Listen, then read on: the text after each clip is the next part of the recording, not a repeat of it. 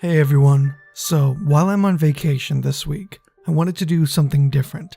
This week, I am presenting you with 4 stories that I have narrated for other people's collaboration videos. Some are already out by this recording, and some as of this recording have yet to be released. So, please take some of these with a pinch of salt, and note that in the future with these other collaborations, if you do recognize my name in these collaborations, please show some love and support for everyone else who participated, because believe me, some of these projects are massive and the people who worked on it deserve all the recognition that they can get. With that said, your first story tonight will be sleep paralysis. The second one will be one involving a museum spirit. A third one will involve one that still haunts me to this day. And the last one will be my poem, No Answer. I truly hope you enjoy these stories this evening, as this is one of the largest videos I have done in quite a while. And, as always, come hell or high water, please stay safe. I never really talk much about this experience, as I never felt that many people would believe me if I ever told them the truth. I admit to having hallucinations frequently, and I do admit to hearing voices occasionally, but they were nothing like this. This happened to me about 5 years ago. Most people don't believe that this is possible, but there is some truth to the experience. People sometimes undergo a condition where they fall into a light sleep, but end up waking during the phase of sleep where your body freezes itself into place and awake in a condition known as sleep paralysis. Many people report experiencing strange phenomena whenever they awake during sleep paralysis, and I was no different. During a night where I had very little sleep, I woke up for some reason because I was incapable of movement. It was the first time I had ever woken during sleep paralysis, but it was an experience I surely wouldn't forget. At the foot of my bed was a large, dark, humanoid figure. Its eyes were a piercing metallic red. Its face looked like a rotten and mistreated stuffed animal with razor-sharp teeth. Its body was the color of pure darkness and reflected the light that seeped in through my window. In its left hand, it held a large cleaver. Slowly, with a wide smile spread across its hideous face, the figure floated over towards me, its feet never touching the ground. Its grisly maw opened slowly, mouthing out the words it had for me carefully. Its voice was cold and metallic, almost like the sound of shredding sheet metal. Don't move. As much as I wanted to flee or cower in fear, I was incapable of movement. I was even incapable of tears. I wanted to cry out to someone, anyone for help, but I could only make out mere whispers. My eyes, however, were fully capable of movement, and I could clearly see this monster that loomed over me. It lowered its face within just a few inches of mine, and had its arm raised with a cleaver in hand above my head. I wanted to be anywhere, even in the pits of hell, just so I would be free of the suspense of having this hideous entity hovering over me. It spoke to me again. Count 3. I closed my eyes and slowly began to count to 3. I could feel the breath of the figure above my forehead, warm and moist. I sounded off the first number. 1. I readied myself to say 2, but I felt the figure's breath coming closer. I wanted to do anything but to lay in my bed powerless to this being. 2! I cried out to the monster and felt it grow even closer. I opened one of my eyes and gazed deeply into the soulless stare of the entity that was poised on taking my life. Its open maw was close enough to sink its jagged teeth into my face. It grew impatient, waiting on its kill, and commanded me to continue. Do it! It shouted as I closed my eyes again in fear. I spoke aloud once more. 3! I waited in my bed for 5 long minutes, hoping that it had already killed me, that the suspense was over. It didn't matter to me whether I was in heaven or hell, just as long as it was over. Surprisingly to me that night, it was neither. After I opened my eyes, I realized that I was not dead, and that I was fully capable of movement again. I never experienced something like this ever since that night, and that night was one of the last nights I ever had a dream, nightmare, or horrific occurrence such as that. Since then, I have come to the conclusion for myself that the figure was likely a hallucination made up by my own mind. Some may say that it was a ghost or a demon, and I won't deny their claims, but I can't accept them as fact. No matter what I saw that night, I hope I never see it again. That concludes the story. However, there is one detail I always leave out. When I awoke the next morning, I found the closet door just in front of my bedroom and just in front of my bed, hanging agape with the door broken off of its hinges.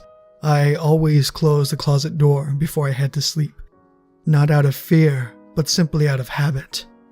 I always close that door just to be sure that everything in my room is tidy and neat exactly how I left it, but the door itself was broken off of its hinges and just dangling by one of the broken screws that it was on. I never figured out what it was I saw that night, and frankly, part of me does not want to know.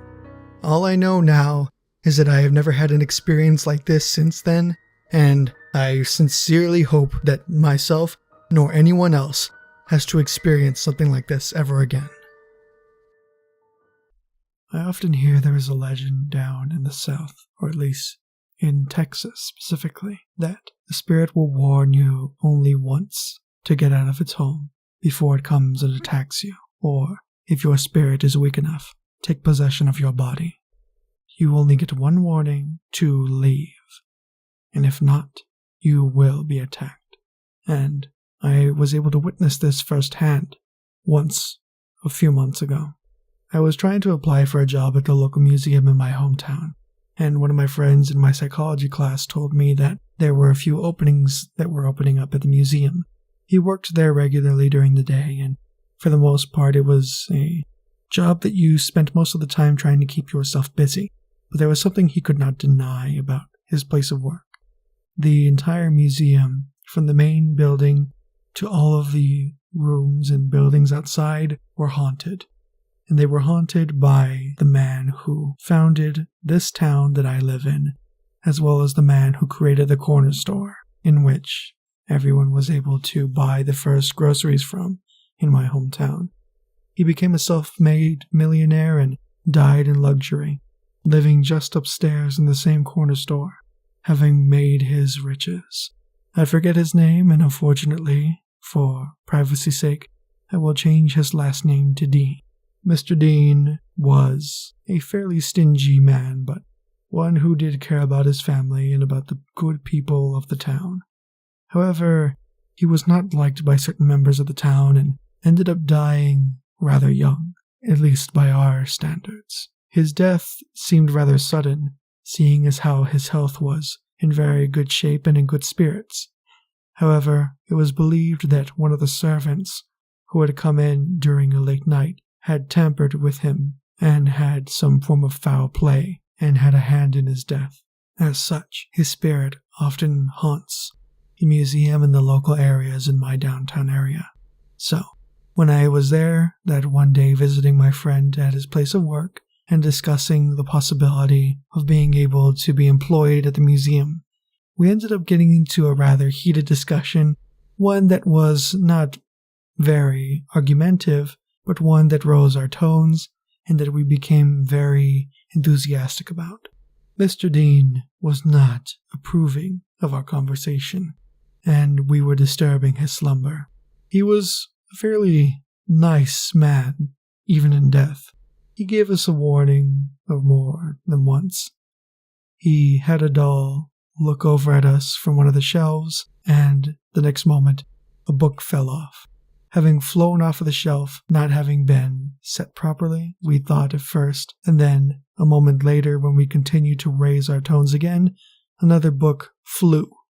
And when I say flew, it flew in front of my feet, over a shelf, several feet away from where it was originally resting. At that point, we were not able to ignore it, and I went back and set up the book. When I continued talking, I thought that lowering my tone would be enough, and that it would be fine afterwards. That was the last time he gave us any warnings. A moment later, we heard a large slam from upstairs, one that we could not mistake as some dust ended up falling down from the wooden roof above us, and we ended up hearing a spirit speak to us. Be quiet, or I will come for you."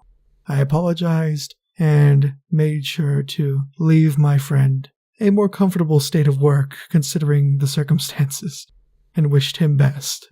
He said he would be fine, but told me that I should probably leave. And so I did. I have not been back to that museum since, considering how Mr. Dean does not particularly approve of me, and likely would not return back for the same reasons.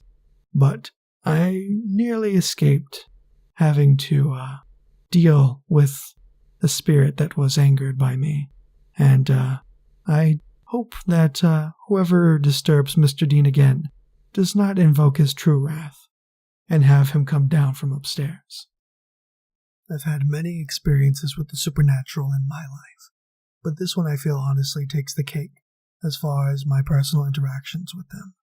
Some spirits are fairly calm, some can be malevolent, and some can be cruel and haunting. It was late one night when I was going out to a cemetery. I had done work in cemeteries in the past, and I decided to head out to this one because I needed to take down information for the organization in charge of maintaining upkeep of the cemetery. I went out there with a notepad and a pen and was writing down names, locations, and conditions of the headstones of every grave within the cemetery. But as I went from headstone to headstone and plot to plot, I began to notice something. Out of the corner of my eye, there was a spirit in the shape of what I thought was a woman who was staring at me from the corner of my eye. When I turned over to look at her, she vanished, almost as if she was never there. I amounted it to nothing and continued on.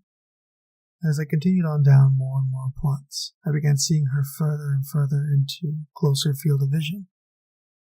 I looked over and saw that she was hiding from behind a tree. Her form was that of a young woman in shape, but I could not make any distinct features out, and she had two piercing white eyes, like those of the headlights of a vehicle, staring straight back at me. I had encountered many spirits before and were familiar with how to deal with them, but this one felt very off. She did not feel normal. Most spirits would have been laid to rest or someone wanted me to get out, but this one stared at me. She did not seem malevolent at first, and she seemed rather timid. I began to walk towards her a few paces before she vanished behind a tree again. I became even more curious and began to look around the area, trying to find her, but I never could. I looked behind the trees, behind headstones, and on some of the areas where there were small holes or divots, to see if maybe she was hiding somewhere, but no luck. I could not find that spirit again. So I decided to head on out and head back to my vehicle. As I was driving home, I thought back to how much of the data I had already gotten done ahead of my group, and how much my team would be jealous in the morning once I showed them how much progress I had made overnight. But as I was driving home down one of the main roads in my hometown, past several up hills and past several moving houses, I saw the spirit in my rearview mirror. It was at one of the intersections, dodging in between bushes, hiding just out of perfect line of view. But I could tell it was there, because I could see the eyes piercing through the shadows. I continued to drive on and slowly began to increase my speed in my vehicle. I made it home in time and went to get some things out of the back of my vehicle. I had a coat and 2 pairs of shoes that I needed to pull out. And when I shut the door, I froze as the spirit was standing just on the other side of my car. I did not know what to make of the spirit, and I did not know what it wanted with me, but it was clear that it was bent on following me from its own grave in the graveyard back to my own home. It began to look at me, analyze me with its eyes, pacing its vision up and down along my body as I took a few steps away from the car. It began to slowly move around the vehicle to try and approach me. I walked around the other side and began making my way towards the front door of my house. I saw it pause for a moment when I tried to skip up the steps up to my front door and it looked at me in the same way the mannerisms a dog would when it had a question or did not understand. It did not understand why I wanted to leave it that night, but I did not feel it would leave me alone, and unfortunately, I was right. I had closed the door and locked it, as I always do, and went to go take a shower. Once I was getting dressed and was getting ready to head to bed, I ended up noticing something outside of my window. I normally have the curtains closed, but they were parted briefly that night at the lower part of the window, and I began to notice something. I saw something briefly flash from outside my window, and when I got up close to it and pulled up the blinds to see what it was, the spirit was there just a few paces away from the window itself, staring into my room. I closed the blinds and immediately shut the curtains. I made sure that the cross in my room was set up to see if hopefully it would ward off the spirit, but unfortunately there was no luck. I woke up the next day and went out to go and show my colleagues what I had done and how much progress I had made on documenting the cemetery. They were very impressed, and of course one of them was jealous, and I was pleased with my work. I ended up heading home late again that day, and as I was driving home before the sun set, I ended up seeing the spirit again, hiding from the shadows, just out of line of view. And so, this time I decided to pull over into what was considered a cul-de-sac in my hometown and stop, and see why it was following me. Sun at this point had already set, and the spirit was fairly clear in the darkness with its piercing gaze. I froze, opened up my window, and stepped out of the vehicle, and I asked it, "What do you want? What do you want from me? Do you want me to answer something? Are you looking for someone?" And that's when she spoke. You look familiar. You look like someone I knew. Someone who I hate. Someone who took everything. And now I'm gonna take everything from you. As soon as she said that, I hopped straight into my vehicle and closed the windows. She ended up rushing the side of the vehicle and scratching the outside door. I sped out of that cul-de-sac and down the winding roads. And to my horror, as I looked back through the rearview mirror, I saw the spirit dead on my tracks, zooming straight past the streetlights in its hot pursuit of me. I ended up managing to go through several winding streets and separate neighborhoods before I made it home safely. Once I had made it home, I ended up rushing up the steps to my front door, closed it, locked it, went straight to my cabinet, and gathered a bunch of salt and anointing oil that my parents kept. Turns out the oil did nothing, but the salt kept it at bay. I haven't visited that cemetery in a while, and I have not seen that spirit in a while. But every now and then, sometimes when I look outside my window, I tend to see that shining light, and from beyond in the distance, that same piercing gaze I saw that night. I called out to you during your time in need, strung my heart out for you, bore it on my sleeve. You broke it. I trusted you with my life, sacrificed all that I would need for you. I gave you everything I had. No response. I called you for a date. I took the time to set it all up for you. Everything was ready, but you left no answer. I went to our house. I hoped somewhere in your heart you hadn't betrayed my trust. You broke it. In your bed, you were lying with another man. Trust was gone. I stared in disbelief at you. No response. I was infuriated. You lied with him, my best friend, someone I trusted. I asked you both why. No answer. He forced me out of the room. He asked me reasons for being here. You never told him about me. My ribcage, he broke it. My best friend was beating me to death, someone I knew all my life. now wanted me dead. You gave no response. You watched on and smiled. A smile so wicked that it changed me. A smile that was devoid of any sympathy. You left me with no answer. I left your home in tears, blood pouring out, my body limp and near death. All love and admiration for you.